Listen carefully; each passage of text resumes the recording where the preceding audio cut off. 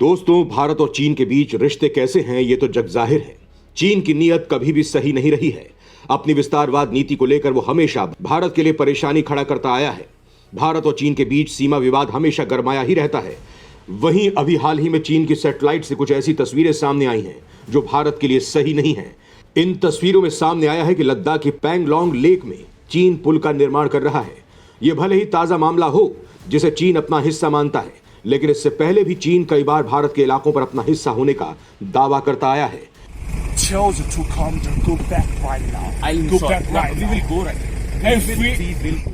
अभी फिलहाल चीन भारत के अरुणाचल प्रदेश पर अपनी नजर गड़ाए बैठा है। यह भारत का 24वां राज्य है। भौगोलिक दृष्टि से अगर बात करें तो अरुणाचल प्रदेश भारत के नॉर्थ ईस्ट राज्यों में सबसे बड़ा है। वहीं चीन की नजर इस पर कई सालों से है। चीन का कहना है कि अरुणाचल प्रदेश उसका हिस्सा है और वो इसे दक्षिणी तिब्बत कहता है। दोस्तों, वैसे तो तिब्बत ने कई साल पहले खुद को एक स्वतंत्र राष्ट्र घोषित कर दिया था, लेकिन उसके बाद भी चीन इस बात को स्वीकार नहीं करता है और उस पर अपना अधिकार जताता है। यह मामला तो तिब्बत और चीन के बीच का है, लेकिन यहां सवाल खड़ा होता है कि चीन भारत के अभिन्न अंग अरुणाचल प्रदेश के पीछे क्यों पड़ा है। तो दोस्तों, इस वीडियो में मैं आपको भारत और चीन के बीच चल रहे इस विवाद के बारे में बताऊंगा। अगर आपको इस विवाद के बारे में पूरा जानना है तो इस वीडियो को बिना स्किप किए अंत तक जरूर देखिएगा। तो शुरू करते हैं भारत और चीन के बीच विवाद की शुरुआत। दोस्तों, भारत और चीन के बीच करीब 3,500 किलोमीटर लंबी सीमा रेखा है। इस सीमा रेखा को मैकमोहन लाइन कहा जाता है, लेकिन चीन इस सीमा रेखा को स्वीकार नहीं करता है। इसे लेकर हमेशा विवाद करता है। दोनों देशों के बीच तनाव की शुरुआत 1914 से हुई थी। 1914 में ब्रिटेन, चीन और तिब्बत के बीच शिमला में एक कॉन्फ्रेंस हुई। इसमें बॉर्डर से जुड़े अहम फैसले लिए गए। ब्रिटिश इंडिया और तिब्बत के बीच 890 किलोमीटर की सीमा खींची गई। इसके बीच तवांग यानी कि अरुणाचल प्रदेश को भारत का हिस्सा माना गया, लेकिन इस कॉन्फ्रेंस का कोई लिखित रिकॉर्ड नहीं रखा गया। चीन के प्रतिनिधियों ने तत्काल वाले मैप पर साइन तो कर दिए, लेकिन बाद में डिटेल मैप पर साइन नहीं किए। चीन इसके बाद से कहता है कि उसे धोखे और अंधेरे में रखते हुए मैकमोहन रेखा खींची गई, और यही कारण है कि चीन मैकमोहन लाइन को मानने से इनकार करता रहता है। चीन का कहना है कि भारत और चीन के बीच आधिकारिक तौर पर बॉर्डर कभी तय ही नहीं हुआ। चीन का मानना है कि तिब्बत कोई संप्रभु देश नहीं है जो बॉर्डर को लेकर किसी भी एग्रीमेंट पर साइन करे। चीन पूरे अरुणाचल प्रदेश पर अपना दावा जताता है और उसे दक्षिणी तिब्बत बताता है। पहले तो चीन अरुणाचल प्रदेश के तवांग को ही अपना हिस्सा बताता था। यहाँ दोस्तों आपको बता दें कि तवांग का सामरिक तौर पर बहुत ही अहम स्थान है। ये हिमालय की तराई में समुद्र तल से 3,500 किलोमीटर की ऊंचाई पर स्थित है। अरुणाचल प्रदेश की राजधानी ईटानगर से करीब 450 किलोमीटर दूर तवांग इस राज्य का सबसे पश्चिमी जिला है। तवांग चीन के साथ ही भूटान के साथ भी बॉर्डर साझा करता है। इसके साथ ही तवांग में दुनिया का दूसरा सबसे बड़ा तिब्बती बौद्ध मठ है, जो 17वीं शताब्दी में बनाया गया था। इस मठ को बेहद पवित्र माना जाता है। एक्सपर्ट्स बताते हैं कि यह मठ चीनी शासन से दूर रहने के कारण अब तक अपने शुद्ध रूप में है। तवांग तिब्बती संस्कृति के अंतिम बचे केंद्रों में से एक है। आइए दोस्तों, अब यहाँ इतिहास की उन वजहों को जान लेते हैं जिसके चलते यह विवाद पनपा है। दोस्तों, चीन अरुणाचल प्रदेश को दक्षिणी तिब्बत बताता है। दोनों देशों के बीच 3,500 किलोमीटर लंबी सीमा रेखा है। 1912 तक तिब्बत और भारत के बीच कोई स्पष्ट सीमा रेखा नहीं खींची गई थी। इन इलाकों पर न तो मुगलों का और न ही अंग्रेजों का नियंत्रण था। भारत और तिब्बत के लोग भी किसी स्पष्ट सीमा रेखा को लेकर निश्चित नहीं थे। ब्रितानी शासकों ने भी इसकी कोई जहमत नहीं उठाई। तवांग में जब बौद्ध मंदिर मिला तो सीमा रेखा का आकलन शुरू हुआ। 1914 में शिमला में तिब्बत, चीन और ब्रिटिश भारत के प्रतिनिधियों की बैठक हुई और सीमा रेखा का निर्धारण हुआ। चीन ने तिब्बत को कभी स्वतंत्र देश नहीं माना। उसने 1914 के शिमला समझौते में भी ऐसा नहीं माना था। 1950 में यहां हमला करके चीन ने तिब्बत को पूरी तरह से अपने कब्जे में ले लिया। चीन चाहता था कि तवांग उसका हिस्सा रहे, जो कि तिब्बती बौद्धों के लिए काफी अहम है।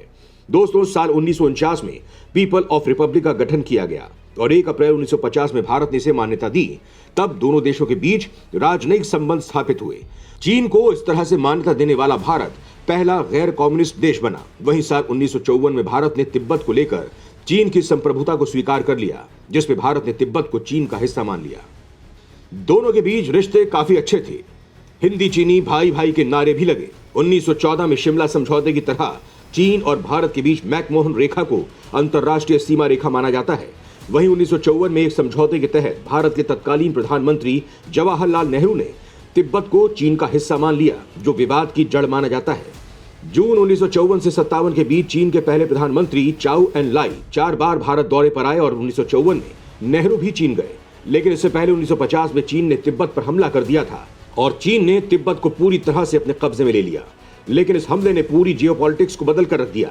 जब चीन का तिब्बत पर कब्जा नहीं था तो उसकी भारत से बहुत ज्यादा नजदीकी थी, लेकिन तिब्बत अब स्वतंत्र देश नहीं रहा, वो चीन के कब्जे में चला गया था। बस यहीं से चीन ने भारत के इलाकों पर भी अपना कब्जा जमाना शुरू कर दिया। 1957 में चीन ने अक्साई चीन के पश्चिम में 179 किलोमीटर लंबी सड़क का निर्माण कर दिया।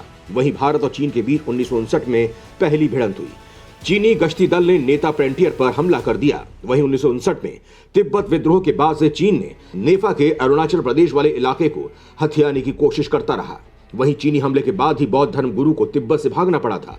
31 मार्च 1959 में दलाई लामा ने भारत में कदम रखा था। वो तिब्बत की राजधानी ल्हासा से पैदल ही निकले थे दोस्तों। हिमालय में पहाड़ों को पार करते हुए 15 दिन बाद सीमा पर पहुंचे थे। वहीं अप्रैल 2017 में अरुणाचल प्रदेश की यात्रा की थी। वहीं चीन ने इसका कड़ा विरोध किया है। उसने कहा कि भारत को इसकी इजाजत नहीं है और इससे भारत को कोई फायदा नहीं होगा। सीमा विवाद के कारण दोनों देश फिर से 1962 में युद्ध के मैदान में भी आमने सामने खड़े हो गए। लेकिन अभी भी सीमा पर मौजूद कुछ इलाकों को लेकर विवाद है, जो कभी कभी तनाव की वजह बनता है। 1967 की शिकस्त चीन कभी हजम नहीं कर पाया और लगातार सीमा पर टेंशन बढ़ाने की कोशिश करता आया है। ऐसा ही एक मौका 1975 में आया। अरुणाचल प्रदेश के तुलुंगला में असम राइफल्स के जवानों की पेट्रोलिंग टीम पर अटैक किया गया। इस हमले में 4 भारतीय जवान शहीद हो गए। भारत ने कहा कि चीन ने एलएसी पर भारतीय सेना पर हमला किया, लेकिन चीन ने भारत के दावे को नकार दिया। हालांकि पूरी दुनिया जानती है कि अरुणाचल प्रदेश पर भारत का आधिकारिक तौर पर हक है।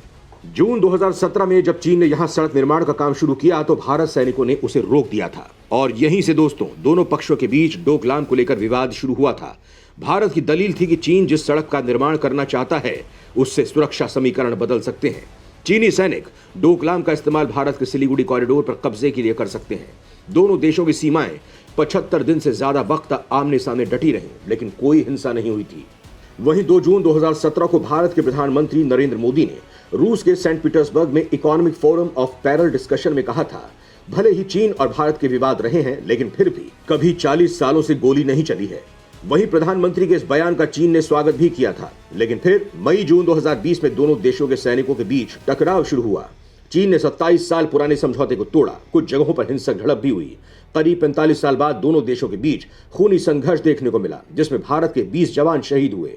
इस झड़प में 40 चीनी सैनिक भी मारे गए। 10 महीने बाद दोनों देशों के बीच अपनी सेनाओं को पीछे हटाने को लेकर सहमति बनी। दोनों देशों ने अप्रैल 2020 से पैंगोंग लेक के नॉर्थ और साउथ बैंक पर जो कंस्ट्रक्शन किए थे उन्हें हटाने और पहले की स्थिति कायम करने को राजी हुए। भारत और चीन के बीच फिलहाल अरुणाचल प्रदेश की 15 जगहों के नाम बदलने को लेकर चल रहा विवाद है।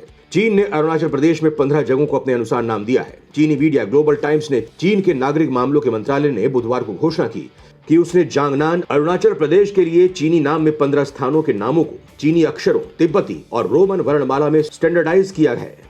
इसके साथ ही चीन अरुणाचल से सटी सीमा पर अपनी ओर से तेजी से इंफ्रास्ट्रक्चर विकसित कर रहा है। चीन ने सीमा के उस पार रेल, सड़क और एयर कनेक्टिविटी बढ़ा ली है। गांव भी बसाए जा रहे हैं जिनका दोहरा इस्तेमाल किया जा सके। और तो और दोस्तों, वहां 5G मोबाइल नेटवर्क भी तैयार कर लिया गया है। चीन की बढ़ती इस गुस्ताखी को लेकर भारत ने चेतावनी दी है कि अरुणाचल प्रदेश हमेशा से ही भारत का अभिन्न अंग रहा है और हमेशा ही रहेगा। भारत के राष्ट्रीय सुरक्षा सलाहकार अजीत डोवाल ने चीन के साथ सीमा गतिरोध पर चेतावनी देते हुए कहा है कि चीन के साथ हमारा लंबे समय से लंबित क्षेत्रीय विवाद है। हमने अपने इरादे बहुत स्पष्ट कर दिए हैं। वो इस तथ्य से अवगत हैं कि हम किसी भी तरह का उल्लंघन बर्दाश्त नहीं करेंगे।